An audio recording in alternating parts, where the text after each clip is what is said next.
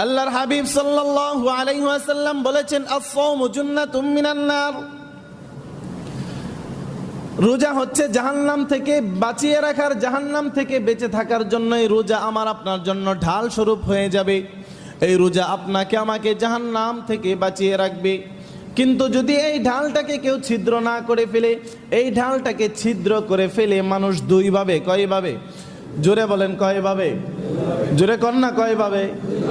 দুইভাবে যদি আপনি ছিদ্র না করেন, আপনার জন্য এই রোজা জাহান্নাম থেকে মুক্তির কারণ হবে। জোরে কোন সুবহানাল্লাহ।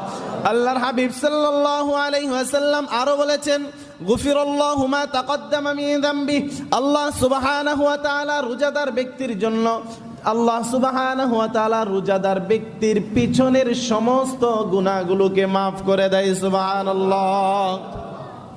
কোরআনে আল্লাহ সুবহানাহু ওয়া তাআলা বলেছেন, লাআল্লাকুম তাত্তাকুন। আল্লাহ সুবহানাহু ওয়া তাআলা রোজাদার ব্যক্তিকে তাকওয়াবান বানিয়ে দেয়। সুবহানাল্লাহ। আমরা তাকওয়াবান হয়ে যাই রমজান মাস আসলে, কিন্তু এই তাকওয়া আমরা ধরে রাখতে পারি না।